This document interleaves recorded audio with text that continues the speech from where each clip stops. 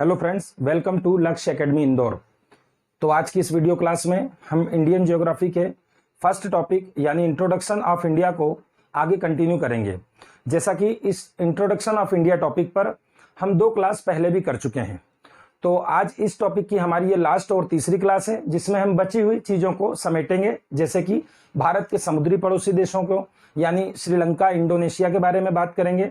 उसके अलावा गोवा जो था भारत में बहुत दिनों बाद मिलाया गया था इंडिया में 1961 में, आज़ादी के बहुत साल बाद, तो गोवा के बारे में देखेंगे। इसके पहले सबसे पहले कुछ फैक्ट्स हैं, इसको आप याद कर लीजिए क्योंकि ये फैक्ट सीधे सीधे एग्जाम में पूछे जाते हैं। जैसे मैं आपको 3 चीजें याद करा रहा हूं। मामी मिल काली, एक सूत्र बना के दे रहा हूं आपको डायलॉग, इसको आप कोडिंग करके याद कर लीजिए। मामी मिल काली 2 बार बोल लीजिएगा इसको, और इसके नीचे लिखेंगे 8, 9, 10। 8, 9, 10 लिख देंगे। ये 3 प्रश्नों के उत्तर जो कभी भी आपको किसी भी एग्जाम में 1 नंबर दिलाएंगे। क्या है ये मामी मिल काली, जरा देखिए ध्यान से। ये भारत का केंद्र शासित प्रदेश है, यहाँ पर अरब सागर में। ये जो मैं बना रहा हूं ये लक्षद्वीप है। लक्षद्वीप सबसे छोटा केंद्र शासित प्रदेश है, इसको इधर बना देता हूं। ये लक्षद्वीप के बहुत सारे द्वीप हैं, ठीक है। और लक्षद्वीप का सबसे नीचे साउथ में जो द्वीप है उसका नाम है मिनिकॉय। क्या नाम है उसका? मिनिकॉय। मिनिकॉय के बाद 8 डिग्री की एक लाइन निकलती है, 8 डिग्री की अक्षांश रेखा निकलेगी। उसके बाद एक नया देश आ जाता है। ये नया देश है बेटा, इसको याद रखना। ये देश का नाम है मालदीव। मालदीव एक कंट्री का नाम है। तो आपसे पूछेगा 8 डिग्री का जो चैनल है, हम ऐसा भी बोल सकते हैं कि इंडिया को मालदीव से सेपरेट करता है, अलग करता है, या फिर डायरेक्ट भी बोल सकते हैं मालदीव को मिनिकॉय से कौन अलग करेगा? 8 डिग्री का चैनल। इसके बाद 9 डिग्री का चैनल निकल कर जाता है। चैनल यानी 9 डिग्री की अक्षांश रेखा, इसके ऊपर लक्षद्वीप मुख्य रूप से है, इसको बोल दिया लक्षद्वीप। तो यहां पर क्वेश्चन बन जाता है कि 9 डिग्री की जो रेखा है, 9 डिग्री का जो लैटिट्यूड है, वो किसको किसको सेपरेट करेगा? आप बोलेंगे मिनिकॉय को लक्षद्वीप से सेपरेट करेगा। तो ये 8 डिग्री हो गया, ये 9 डिग्री हो गया। 10 डिग्री आपको इस तरफ मिलेगा। ये भारत का केंद्र शासित प्रदेश है अंडमान निकोबार। इसमें क्या है, पहले अंडमान के बारे में चर्चा की गई है। जब पूरा अंडमान कंप्लीट हो जाता है तो एक लाइन आती है, ये लाइन मैंने खींच दी। इसके नीचे नीचे निकोबार आता है। पहले अंडमान के सारे आइसलैंड होते हैं, जैसे landfall, little Andaman, south Andaman, middle Andaman, फिर उसके बाद निकोबार स्टार्ट होता है। तो कैसे याद रखेंगे? ऐसे याद रखेंगे, अंडमान का सबसे साउथ में क्या है? देखिए मैंने सबसे साउथ में बनाया, कई सारे द्वीप हैं। इसका सबसे साउथ में है लिटिल अंडमान। ये लिटिल अंडमान है, यहां पर बनाए तो 10 डिग्री की लाइन, और ये अंडमान निकोबार आ रहा है। अंडमान के सबसे साउथ में ये बना दिया मैंने द्वीप, इसका नाम दे दिया लिटिल अंडमान। लिटिल अंडमान है, छोटा अंडमान इसको बोलेंगे आप। और इसके बाद निकोबार शुरू होगा। तो निकोबार का सबसे ऊपर वाला, निकोबार का नॉर्थ वाला, और अंडमान का सबसे नीचे वाला, साउथ वाला। इसके बाद कई सारे निकोबार के द्वीप हैं, और इसको आप बोलते हैं कार निकोबार। क्या बोलते हैं? कार निकोबार। कार निकोबार। तो ये क्वेश्चन आता है एग्जाम में, किसी भी एग्जाम में, कि 10 डिग्री का चैनल, 10 डिग्री का चैनल किसको किसको अलग करेगा? आप बोलेंगे कार निकोबार को लिटिल अंडमान से। 8 डिग्री किसको अलग करेगा? मालदीव को मिनिकॉय से। 9 डिग्री मिनिकॉय से लक्षद्वीप। फिर से देख लीजिए, मालदीव से मिनिकॉय, मिनिकॉय से लक्षद्वीप, और इधर कार निकोबार से लिटिल अंडमान। इन्हीं तीनों का मैंने सूत्र बना के दिया है, ये आप इसको डायरेक्ट याद कर सकते हैं। मामी मिल काली, मामी में फुल फॉर्म कर लीजिए, माँ से मालदीव, मी से मिनिकॉय। मालदीव से मिनिकॉय 8 डिग्री, मिनिकॉय से ला से लक्षद्वीप, मिनिकॉय से लक्षद्वीप 9 डिग्री, और कार निकोबार से लिटिल अंडमान कितने डिग्री? 10 डिग्री। तो ये आपको 1 नंबर कभी भी दिलाएगा, मामी मिल काली। ये हो गया एक फैक्ट। इसी प्रकार के 2-3 फैक्ट और हैं जिनको आप सूत्र के माध्यम से याद कर लेंगे, ताकि आपको कभी भी ऑप्शनल एग्जाम में ये 1 नंबर आपको कभी भी दिला देते हैं।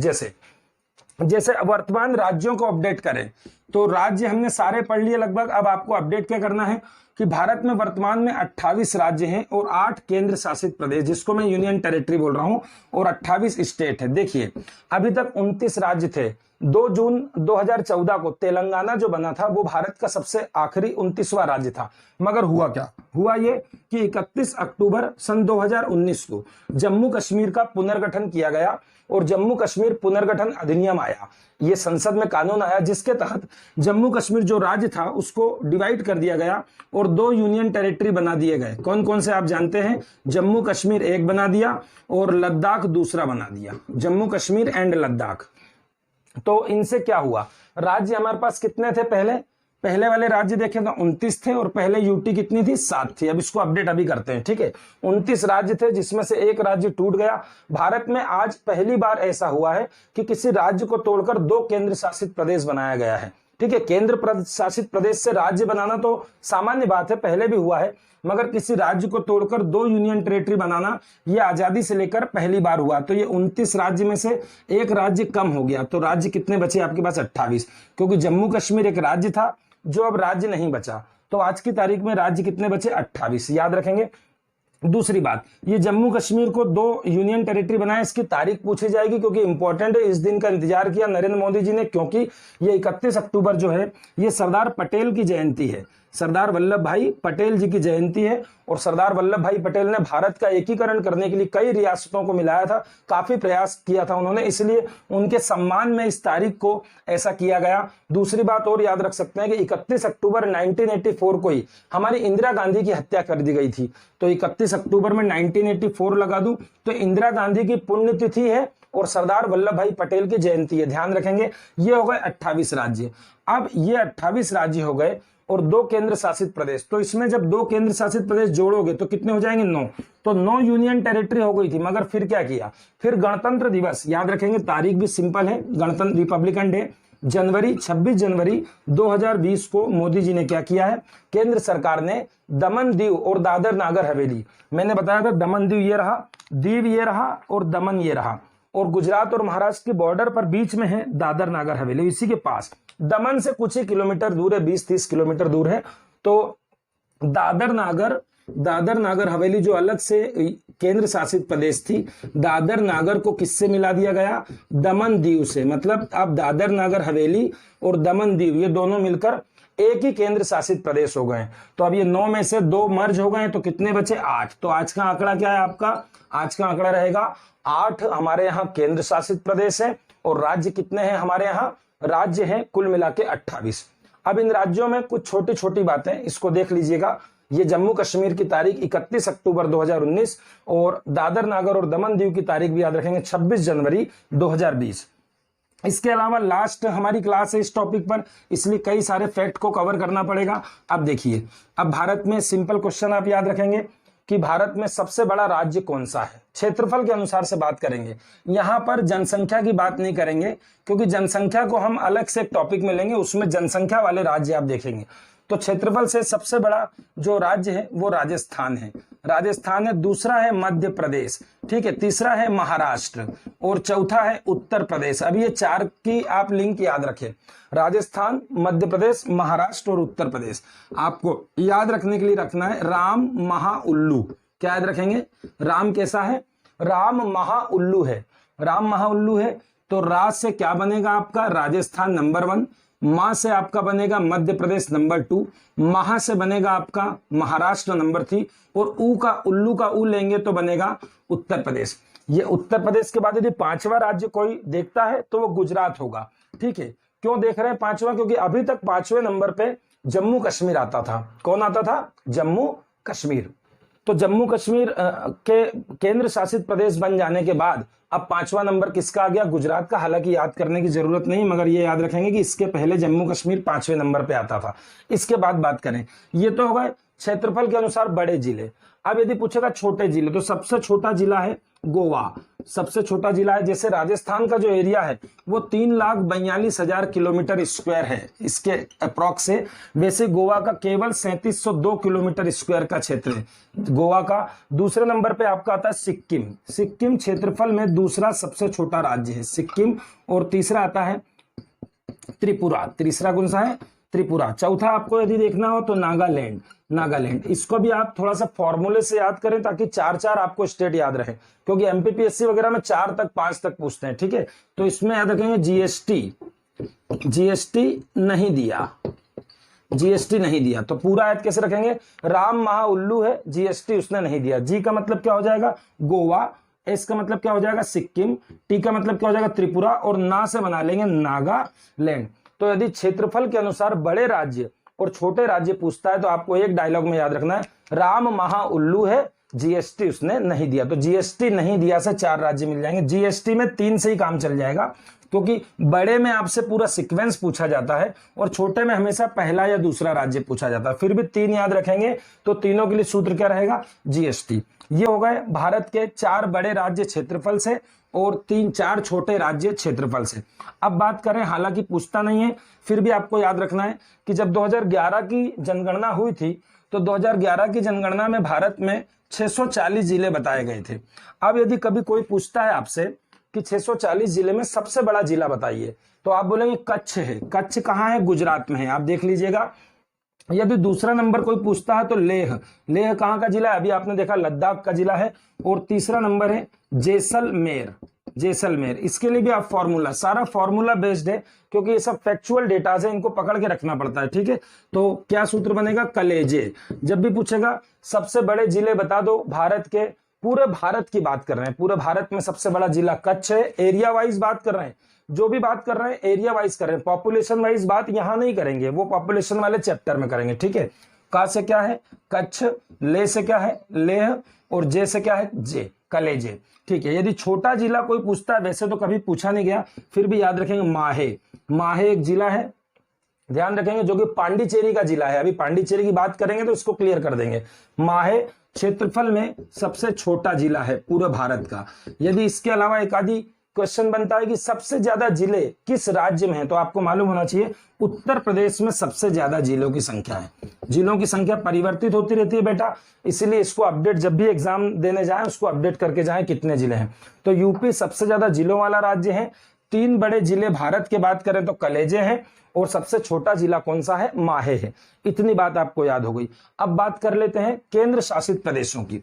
तो देखिए, अभी तक जो केंद्र शासित प्रदेश था वो अंडमान निकोबार था, सबसे बड़ा। अंडमान निकोबार सबसे बड़ा एरिया में सबसे बड़ा केंद्र शासित प्रदेश था, ठीक है। तो अब क्या हुआ, अब 2 केंद्र शासित प्रदेश नए आ गए हैं। कौन कौन से आपको मालूम है, जम्मू कश्मीर और लद्दाख। तो इसमें किसको रखेंगे, पहले लद्दाख को रखेंगे, कि लद्दाख तो सबसे बड़ा केंद्र शासित प्रदेश बन गया है। चूंकि अब ये नया डेटा हो गया है, अभी बने हैं, तो इसलिए क्वेश्चन पूछेगा सबसे बड़ा केंद्र शासित प्रदेश वर्तमान में कौन सा है, लद्दाख। और जो दूसरा है जम्मू कश्मीर, वो भी 2nd नंबर पर ही आएगा। तो जो दोनों नए बने हैं वो दोनों 1st और 2nd पर रख देंगे, बाकी पहले वाला वहीं रहेगा, अंडमान निकोबार। कितने हो गए, 3। इसके बाद आपको याद रखना है, तो एक शब्द याद रख सकते हैं, दिद्दा। दिद्दा क्यों बता रहे हैं, एक हम जब इतिहास पढ़ाएंगे आपको, तो कश्मीर की एक महारानी थी, महारानी दिद्दा, ठीक है। तो दीदा से आपको क्या याद आएगा, अंडमान के बाद दीदा। दीदा को कहां ले चलना है, पांडिचेरी। पांडिचेरी जिसको आप पुदुचेरी बोलते हैं, और आगे बोलना है चल। तो आपके पूरे 9 के 9 सीक्वेंस बनाने को आ जाएंगे। कभी भी एमपीपीएससी या बड़ी एग्जाम दोगे तो आपको सीक्वेंस में इनको क्रम से जमाना आएगा। तो कैसे जमाएंगे, पहले दिमाग में फिट कर लीजिए। अभी तक सबसे बड़ा कौन सा था, अंडमान निकोबार।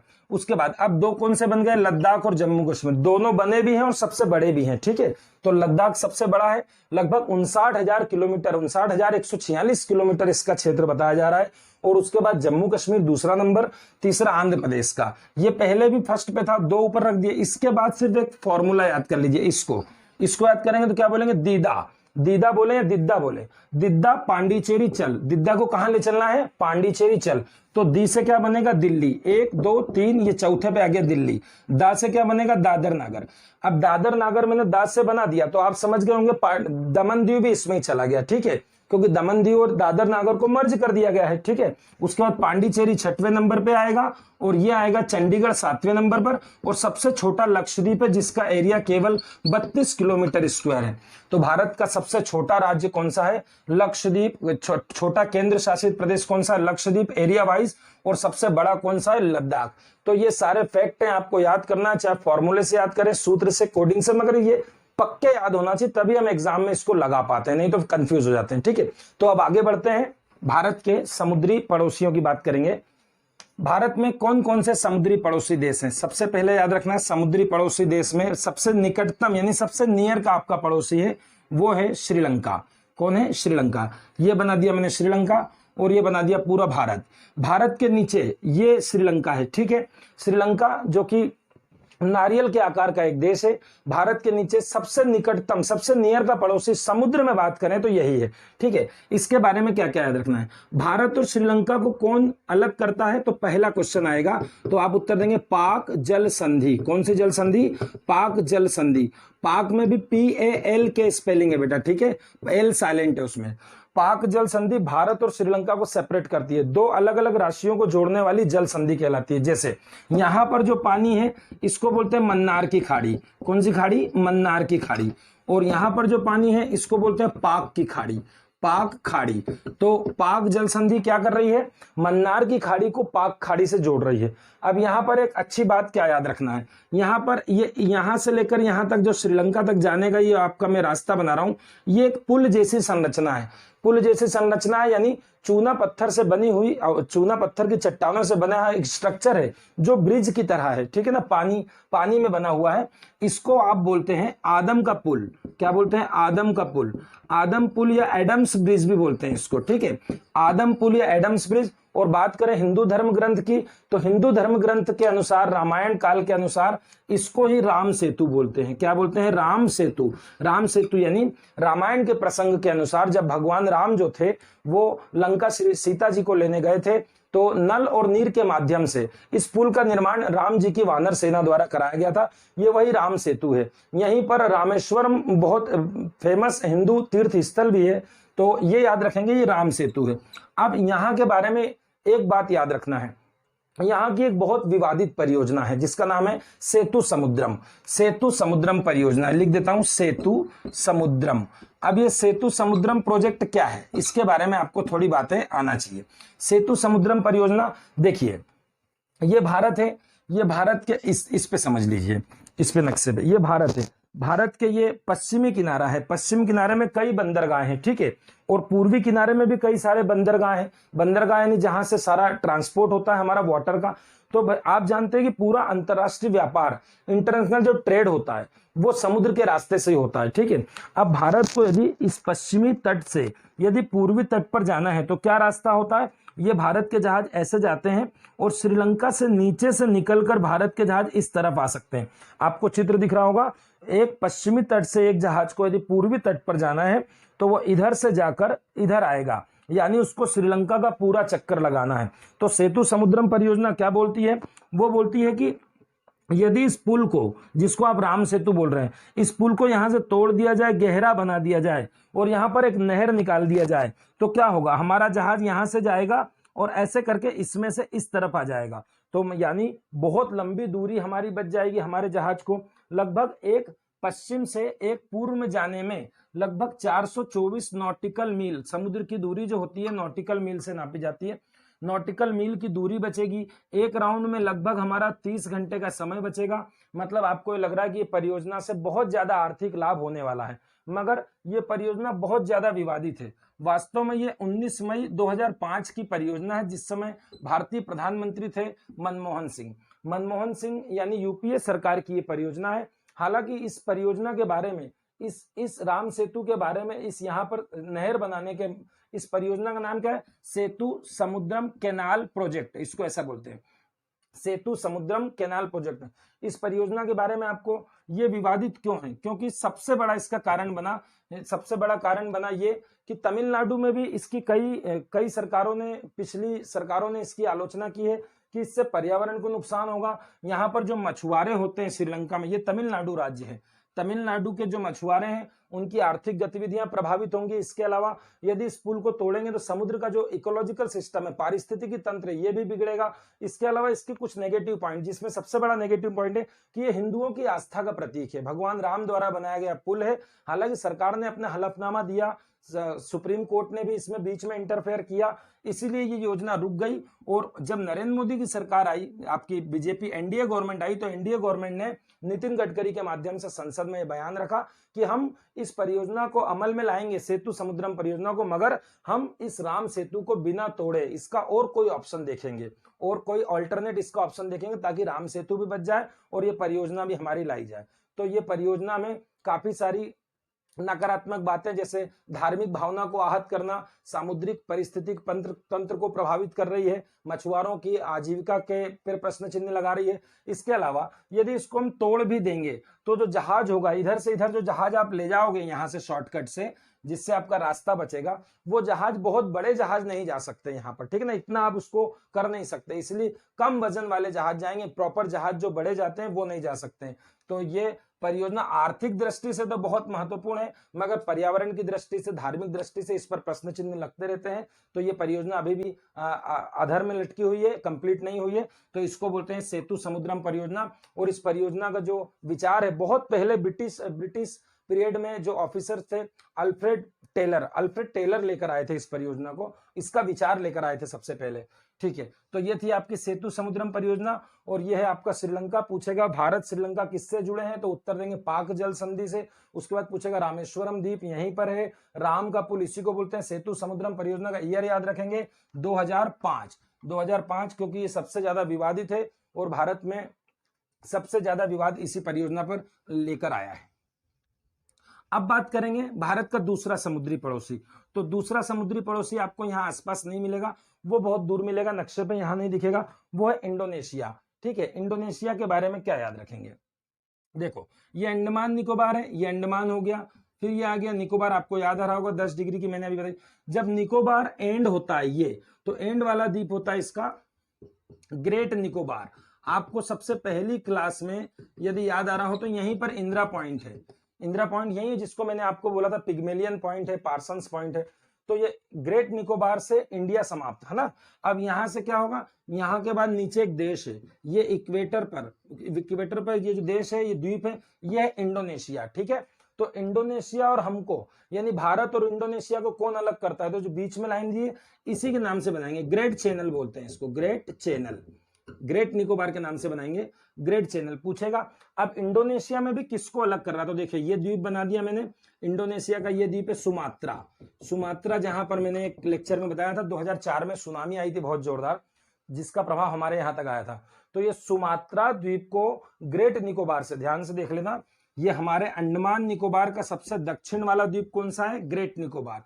अंडमान का सबसे दक्षिण द्वीप ग्रेट निकोबार। ग्रेट निकोबार को सुमात्रा से अलग करने वाला कौन है, ग्रेट चैनल। ये हमारा दूसरा समुद्री पड़ोसी हो गया।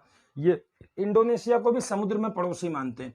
तीसरा समुद्री पड़ोसी आपका हो गया म्यांमार। म्यांमार को आप नक्शे पे समझ लीजिए, ये पूरा म्यांमार है, ये पूरा म्यांमार मैंने बताया था कल पिछली क्लास में, ठीक है।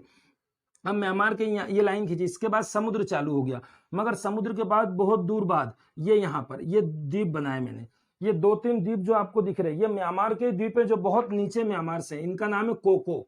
क्या नाम है, कोको। तो ये म्यांमार चल रहा है, म्यांमार के बाद ये समुद्र आ गया, और समुद्र में 2-3 द्वीप है जिनका नाम क्या है, इन द्वीप का नाम क्या है, कोको द्वीप समूह, कोको द्वीप समूह। और यहाँ पर एक ये बीच में चैनल आएगा, और इसके बाद क्या आ जाएगा, ये मैंने लाइन खींच दी, ये गया चैनल, और इसके बाद ये पूरा भारत का अंडमान निकोबार आ गया, तो ये आ गया अंडमान निकोबार द्वीप समूह, ठीक है। तो पूछेगा कोको द्वीप समूह को, यानी म्यांमार को भारत से अलग करता है, ऐसा भी बोल सकते हैं, या म्यांमार के कोको द्वीप को भारत के अंडमान द्वीप से कौन अलग करेगा, तो इसका नाम इसी के नाम से रखेंगे, कोको चैनल, कोको चैनल। तो ये 3 चैनल हो गए बेटा। यदि यहां पर पूछेगा तो कोको चैनल, इंडोनेशिया में नीचे जाके पूछेगा तो कोको चैनल के अलावा यहां पर क्या बताएंगे, यहां पर बताएंगे ग्रेट चैनल, और यहां पूछेगा तो श्रीलंका का पूछेगा तो पाक संधि, और तीनों में पूछेगा सबसे निकट का पड़ोसी कौन है, तो आप बोल देंगे सबसे निकट का पड़ोसी हमारा कौन है, हमारा सबसे निकट का पड़ोसी है श्रीलंका, जिसके बारे में सर ने बात की। तो अब आगे बात करेंगे हम गोवा की। ये गोवा के बारे में, गोवा क्या, हम इस पे बात करेंगे विदेशी क्षेत्रों का समेकन, क्षेत्र मतलब विदेशी क्षेत्र हमने क्या क्या लिया। देखिए भारत 1947 में आजाद हो गया, मगर गोवा की किस्मत में आजादी नहीं, गोवा बहुत बाद में 1961 में आजाद हुआ। और इसी प्रकार कुछ क्षेत्र पुर्तगालियों के पास थे, ये गोवा, दादर नागर और दमन दीव ये पुर्तगाली लोगों के पास थे, तो कुछ फ्रांसीसियों के पास थे, ठीक है, फ्रांसीसियों के पास थे। तो इसको याद कर लीजिए कौन कौन से क्षेत्र थे। पुर्तगालियों के पास था दादर नागर हवेली, दादर नागर हवेली था। उसके बाद दमन दीव शुरू से ही गोवा के पास रहा था, दमन दीव, और इसके बाद गोवा, ये 3 क्षेत्र मुख्य रूप से पुर्तगालियों के पास थे। तो पुर्तगालियों के पास गोवा की मुक्ति हुई 19 दिसंबर 1961, इसलिए गोवा में मुक्ति दिवस मनाया जाता है। 19 दिसंबर को मुक्ति दिवस क्यों मनाया जाता है, जरा इसको समझ लीजिए। 19 दिसंबर 1961, देखिए गोवा एक ऐसा राज्य है जिसको सबसे ज्यादा गुलामी झेलना पड़ी। क्यों? क्योंकि पुर्तगाली भारत में सबसे पहले आए थे, अंग्रेजों के भी पहले, 1498 में, 1498 में, ठीक है। 1498 में वास्को डिगामा आया था, आपको याद हो तो, वास्को डिगामा। मगर इस समय की बात बताएं आपको, इसके बाद कुछ ही साल बाद 1510 में बीजापुर के एक महाराज थे, बीजापुर के महाराज थे आदिल शाह, गोवा इन्हीं के अधिकार में था। तो बीजापुर के महाराज आदिल शाह से पुर्तगालियों ने गोवा छीन लिया। किससे छीना, ये क्वेश्चन आज भी आता है, हिस्ट्री में भी बताएंगे इसको। आदिल शाह, बीजापुर के महाराज आदिल शाह से हमने गोवा छीना पुर्तगालियों ने। और पुर्तगालियों का एक गवर्नर जनरल बाद में बना था, बहुत बाद में, नुनो दा कुन्हा, और नुनो दा कुन्हा ने गोवा को अपनी राजधानी बनाया था। वास्तव में देखा जाए तो गोवा पुर्तगालियों का मुख्य केंद्र था, मुख्य व्यापारिक केंद्र था, उनकी व्यापारिक कोठी थी, तो वहां पर पुर्तगालियों का शासन था। अब जैसे भारत आजादी की लड़ाई लड़ता गया, ये गोवा उन्हीं के पास रह गया, अंग्रेजों ने भी इसमें इंटरफेयर नहीं किया। और आखिरी में जब भारत आजाद होने की बारी आई, और तो गोवा के लिए किसी भी राष्ट्रीय नेता का ध्यान नहीं गया, क्योंकि ये एक स्थानीय समस्या थी। मगर गोवा के जो क्रांतिकारी लोग थे, उन लोगों ने गोवा की मुक्ति का पूरा प्रयास किया। उसमें एक नाम बहुत अच्छे से आपको याद रखना होगा, वो है राम मनोहर लोहिया। राम मनोहर लोहिया ने बहुत ज्यादा प्रयास किया, राम मनोहर लोहिया, इन्होंने बहुत प्रयास किया गोवा को स्वतंत्र कराने के लिए। हालांकि भारत आजाद हुआ 1947 में, और आजादी के पहले राम मनोहर लोहिया ने गोवा के लिए पुर्तगालियों से विरोध कर लिया था। यह पहला विरोध हुआ था, सबसे पहला विरोध 15 जून 1946 को। 15 जून 1946 को राम मनोहर लोहिया ने पुर्तगालियों के विरोध में गोवा का मुद्दा उठा दिया, 15 जून 1946 में। मगर उसके बाद ये डिसाइड हुआ कि 3 दिन बाद 18 जून को हम लोग एक जोरदार सभा करेंगे गोवा की राजधानी पणजी में, ठीक है। और ये सभा के लिए राम मनोहर लोहिया जी पहुंचे, मगर ये पुर्तगालियों ने उनकी ये एक्टिविटी देखकर उनको गिरफ्तार किया और गोवा से बाहर कर दिया, और 5 साल तक गोवा ना आने के लिए उन पर प्रतिबंध लगा दिया। मगर बाद में कुछ समय बाद, आजादी के बाद, फिर से राम मनोहर लोहिया गोवा आए, मगर दोबारा में उनको स्टेशन से पकड़ के फिर से जेल पहुंचा दिया गया। इस समय गोवा की मुक्ति के लिए गांधी जी ने भी ध्यान दिया, इसलिए राम मनोहर लोहिया की जब जब गिरफ्तारी हुई, गांधी जी ने उसकी आलोचना की है और इसको अंग्रेजों के सामने ये मुद्दा उछाला है। तो याद रखेंगे, ये राम मनोहर लोहिया जो क्रांति जलाकर गए हैं, 18 जून 1946 को गोवा में तिरंगा फहराया गया, पणजी में इसकी सभा हुई। इसके बाद क्या हुआ, इसके बाद एक जोरदार दल बन गया, आजाद गोमांतक दल, इसको याद रख सकते हैं, आजाद गोमांतक, गोमांतक गोवा का पुराना नाम है, गोमांतक दल। ये दल ने क्या किया, इस दल में कई क्रांतिकारी लोग, ये क्रांतिकारी संगठन बना जिसका उद्देश्य गोवा को आजाद कराना, पुर्तगालियों से मुक्त कराना था, ठीक है। तो इसमें नारायण हरि नायक और प्रभाकर सिन्हारे, दत्तात्रेय देसाई जैसे कई क्रांतिकारी थे, जिन्होंने 1954 तक क्या किया, 1954 तक दादर नागर को तो मुक्त करा लिया। तो ये तो गया 1954 में मुक्त हो गया। अब यहां पर 2 क्वेश्चन बनते हैं। पहला, क्या दादर नागर मुक्त हो गया और भारत में आ गया? नहीं, दादर नागर हवेली मुक्त हो चुका था पुर्तगालियों से, मगर भारत में शामिल नहीं हुआ। तो यहाँ 2 ईयर याद रखना है आपको। ये 1961 में आएगा गोवा के साथ, तारीख अलग रहेगी इसकी, 11 अगस्त इसकी तारीख रहेगी, ठीक है। तो 1954 में दादर नागर मुक्त हो गया था, मगर यहाँ पर जनता का ही शासन चलता था, भारतीय संघ में इसको शामिल नहीं किया। बाद में 1961 में 11 अगस्त के दिन इसको भारत में शामिल किया गया और भारत का एक केंद्र शासित प्रदेश बनाया गया। इसके बाद क्या हुआ, ये गोमांतक दल की एक्टिविटी और आगे बढ़ी, आगे चलकर एक और गोवा विमोचन सहायता समिति बनी, गोवा विमोचन सहायता समिति। इसमें कई सारे सत्याग्रही थे जो गांधी जी के सत्याग्रह का इस्तेमाल करके गोवा को आजाद कराना चाहते थे। उन्होंने क्या किया, लगभग 3000 से ज्यादा सत्याग्रहियों ने 1955 में आंदोलन छेड़ दिया। और जब आंदोलन छेड़ा बड़े स्तर पर, तो पुर्तगाली जो शासन था वो हिंसक गतिविधियों पर उतर गए और बहुत मारकाट मचा दी। इसके बाद जब ये ऐसा देखा जवाहरलाल नेहरू ने कि गोवा के लोगों के साथ ऐसा हो रहा है, पुर्तगाली लोग ऐसी हिंसा कर रहे हैं, तो उन्होंने गोवा से सारे संबंध खत्म कर दिए, सारे व्यापारिक संबंध भारत ने गोवा से हटा लिए। मगर पुर्तगालियों को कोई फर्क नहीं पड़ा, उन्होंने जो सामान उनको मंगाना था वो बाहरी देशों से मंगाना शुरू कर दिया। मगर लास्ट में क्या हुआ, नवंबर आया, और नवंबर 1961 में क्या हुआ, पुर्तगाली जो लोग थे उन्होंने गोवा के कुछ मछुआरों को गोली मार दी। ये जो हत्या की गई, इससे मामला वापस गर्म हुआ और उस समय जवाहरलाल नेहरू, रक्षा मंत्री कृष्ण मेनन थे। इन लोगों ने मीटिंग की और एक साथ 30,000 भारतीय सैनिकों को गोवा के लिए उतार दिया गया कि गोवा को मुक्त कराना है, और गोवा को मुक्त कराने के लिए नाम दिया गया ऑपरेशन विजय। तो ऑपरेशन विजय को अमली जामा पहनाया गया और 17 दिसंबर ध्यान रखना, 17 दिसंबर 1961 को ऑपरेशन विजय शुरू हुआ और लगभग 36 घंटे तक लगातार जोरदार गोलीबारी और भारतीय नेवी, भारतीय एयरफोर्स तीनों की ताकत से ये गोवा आजाद हुआ। और 2 दिन बाद 19 दिसंबर आया और 19 दिसंबर को जो पुर्तगालियों के गवर्नर जनरल थे सिल्वा, उन्होंने भारतीय सेना के सामने आत्मसमर्पण कर दिया और ये 19 दिसंबर 1961 के दिन गोवा हमारे भारत में पूर्ण रूप से शामिल किया गया और गोवा को शामिल करके यूनियन टेरिटरी बनाया गया, केंद्र शासित प्रदेश बना दिया गया, केंद्र शासित प्रदेश बना दिया गया। मगर बाद में 1987 में 56वां संशोधन किया, 56 कॉन्स्टिट्यूशनल अमेंडमेंट, और गोवा को एक अलग राज्य का दर्जा दिया गया और 56वें संविधान संशोधन से गोवा भारत का 25वां राज्य बनकर सामने आया। क्योंकि पहले ये विचार था कि गोवा को महाराष्ट्र में शामिल किया जाए, मगर गोवा ने इस बात के लिए मना कर दिया, तो उसको एक अलग राज्य का दर्जा दिया। तो यह है गोवा का क्षेत्र, ध्यान रखेंगे। दादर नागर हवेली 1954 में पहले ही आ गया था, मगर वहां पर स्वयं का शासन था जनता का, ठीक है। उसको भारतीय संघ में कब मिलाया गया? भारत में तो उसको 1961 में अगस्त में मिलाया गया, ठीक है। और गोवा की आजादी मुक्ति दिवस 19 दिसंबर 1961। मुख्य दल का नाम पूछता है, आजाद गोमांतक दल है, इसको याद रखेंगे। और मुख्य यदि एक व्यक्ति का नाम लिया जाए जिसने गोवा के लिए बहुत प्रयास किया है, तो वो है राम मनोहर लोहिया। और ये क्वेश्चन हिस्ट्री से निकल के आता है कि गोवा में पुर्तगालियों ने पहली बार कब्जा कब किया? तो 1510 में, 1510, राम मनोहर लोहिया, 19 दिसंबर 1961, ये गोवा आपके पास आ गया।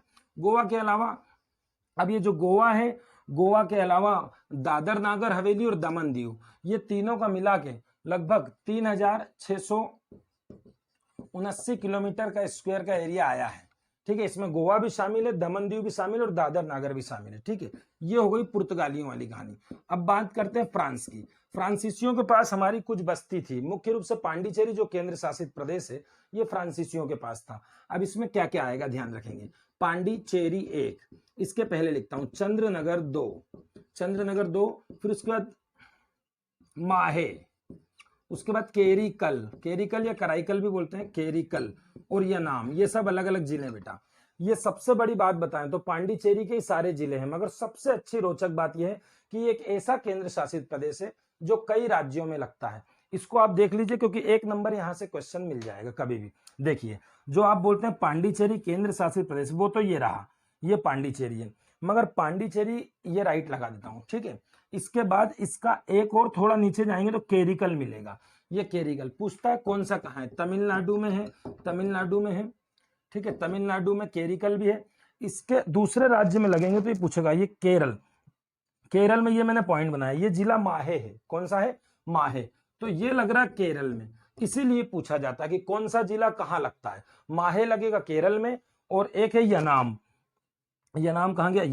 ये रहा है काकीनाडा के पास में यनाम, ये लगेगा आंध्र प्रदेश में। तो आप देख सकते हैं अलग अलग 4 राज्य लग रहे हैं। पुदुचेरी और केरिकल यहीं लगेगा तमिलनाडु में, उसके बाद केरल में माहे लगेगा, और यनाम कहां लगेगा? आंध्र प्रदेश में।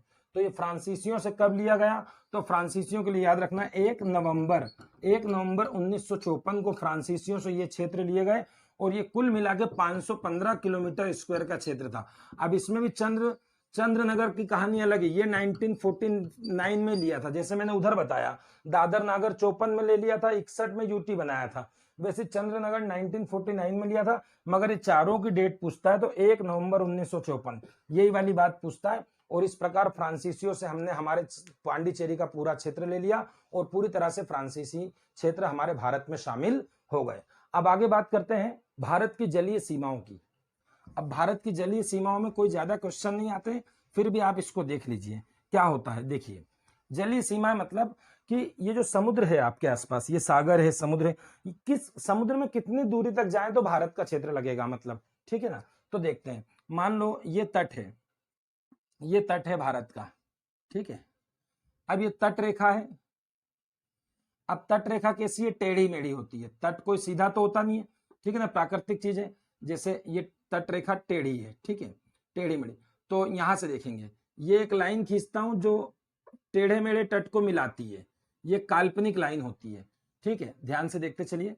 ये एक काल्पनिक लाइन है, इसका नाम दिया मैंने आधार रेखा। आधार रेखा का मतलब बेस लाइन, ये बेस लाइन है। ठीक है, इस बेस लाइन से आगे जाएंगे, कितना आगे, सीधा, तो ये एक बॉर्डर बनाई, ये 12 नॉटिकल मील, 12 नॉटिकल मील।